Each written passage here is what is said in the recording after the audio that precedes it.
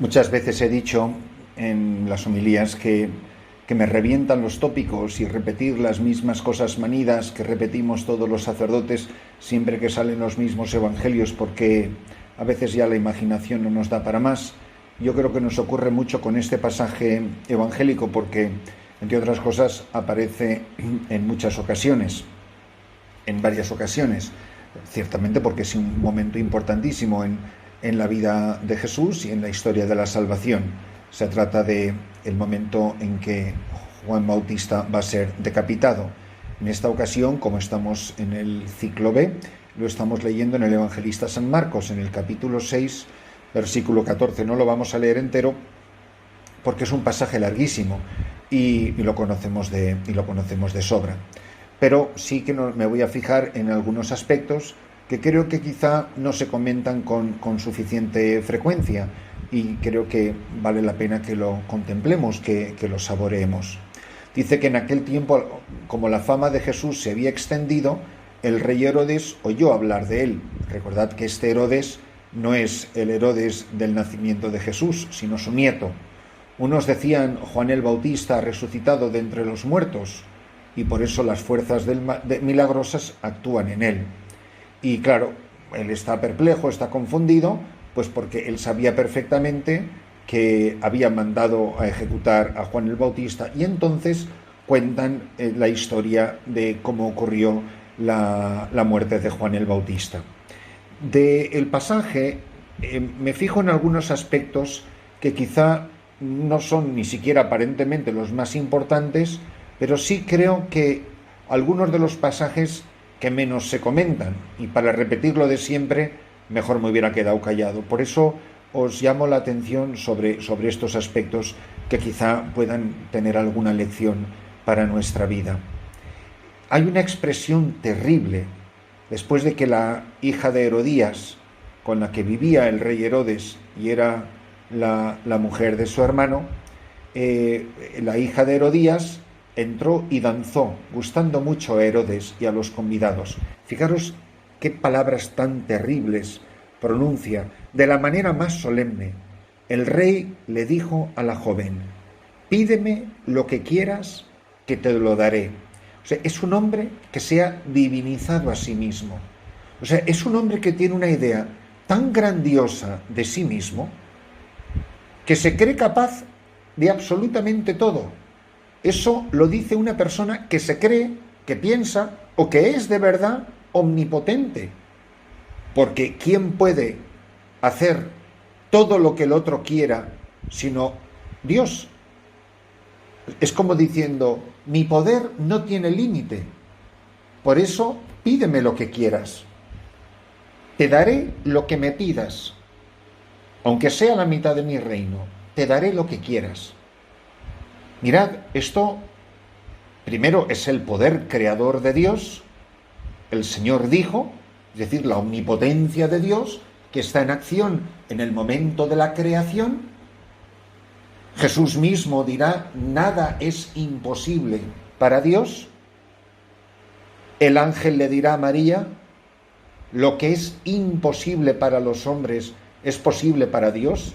Es decir, tanto el ángel como el mismo Jesucristo, la misma María, resaltan lo que es evidente, que Dios es omnipotente. Pero solo Dios es omnipotente, no los hombres. Es más, hay otro que también actúa así, con esa misma fanfarronería, y es Satanás en las tentaciones. Lo vamos a ver dentro de pocos días en el Evangelio correspondiente a las tentaciones. Mirad, el demonio le dice: te daré lo que quieras, te daré todos los reinos de la tierra. Estas piedras se convertirán en panes. Si me postras y me adoras, todo esto será tuyo. El demonio usurpa el papel, el lugar y el poder de Dios. Un poder y un papel que no tiene. Por eso las expresiones del demonio son siempre mentira. Te daré todos los reinos de la tierra, te daré lo que me pidas, solo te pido que te postres ante mí.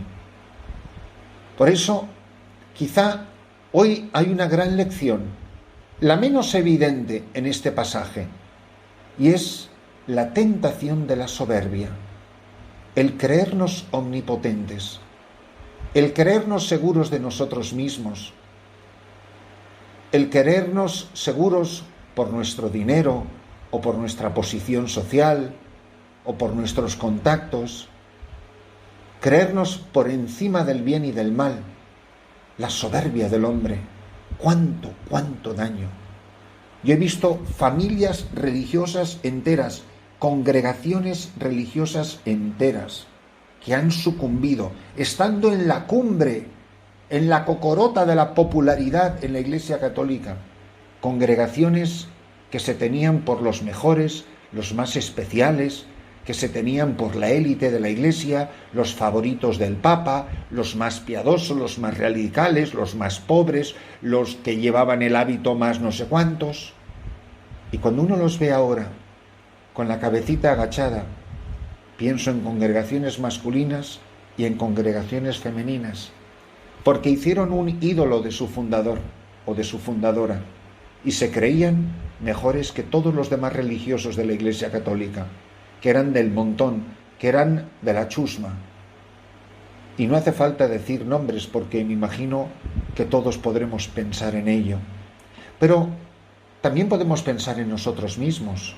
Yo como sacerdote, como religiosa, yo como casado, como cristiano, como ciudadano, yo en mi trabajo, en mi empresa. ¿Cuántas veces no me he dejado llevar por la vanidad, por la soberbia, por mis contactos, por creerme que soy más que los demás? ¿Cuántas veces hemos tratado a los pobres con desprecio? ¿Cuántas veces hemos tratado a los pobres como objeto de nuestra condescendencia? Pero no los hemos admitido a nuestra mesa. Nosotros sabemos muy bien a quién invitamos a nuestra casa y a quién socorremos en su pobreza. Pero qué pocos ricos tienen amigos pobres y qué pocos ricos que hacen muchísimas obras de caridad invitan a los pobres a su casa. Son objeto de nuestra beneficencia, pero tú ahí y yo aquí. Y eso lo he visto tantas veces, tristemente lo he visto tantas veces.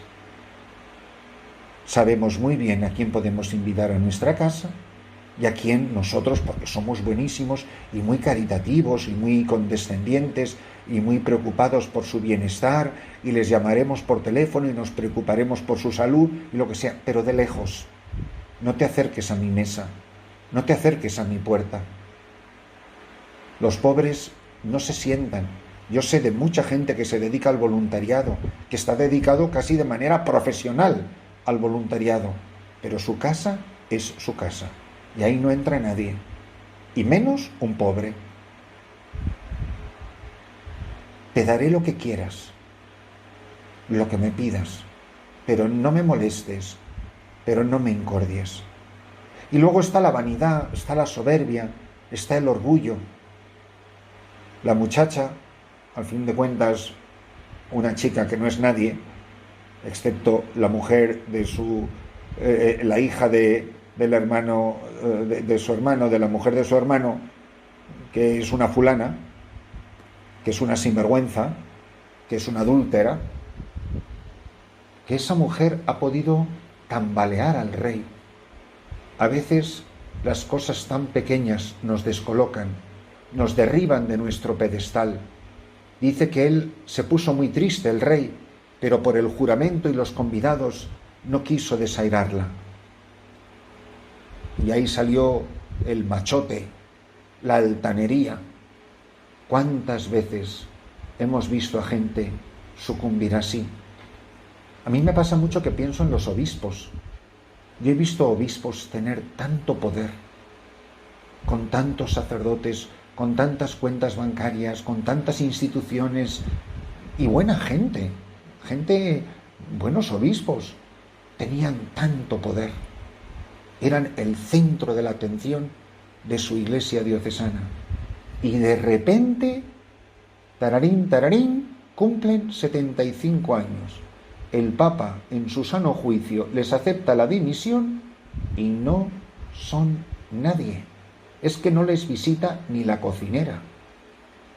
Y hay muchos que lo llevan muy mal. Pues ¿por qué? Porque nos cuesta cuando nos bajan del pedestal, cuando nos arrinconan, cuando no tenemos la humildad de que nos quiten todo el poder y todo el emperifollaje y todos los ropajes esos absurdos que llevan los obispos, que no comprendo cómo hemos querido reformar la Iglesia y todavía no hemos reformado esas vestiduras medievales tan anticuadas, tan absurdas.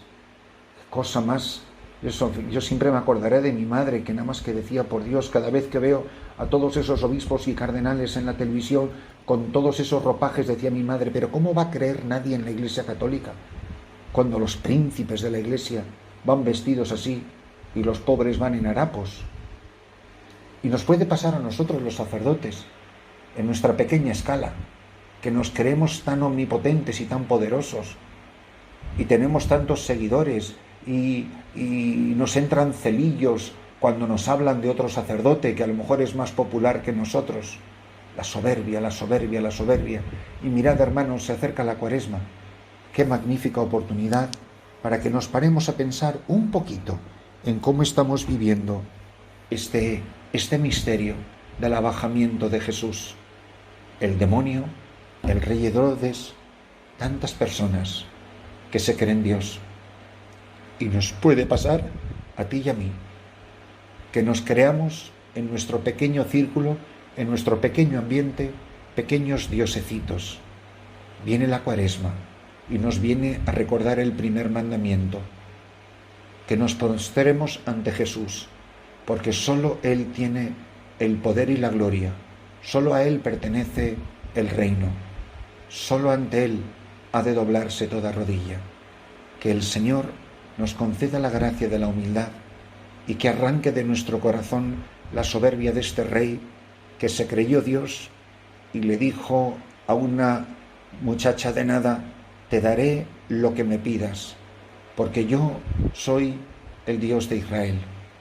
Y el Dios de Israel es aquel ante quien nos postramos nosotros, con la humildad y la mansedumbre del Cordero. Que la celebración de esta Santa Misa nos ayude no a creernos dioses, sino siervos, no a creernos señores, sino colaboradores en el misterio del reino, adornados de la humildad de la Virgen María, confiados solo en el poder y en la gracia del pastor, y que nosotros seamos solo humildes ovejas, acurrucados en su regazo junto a su corazón.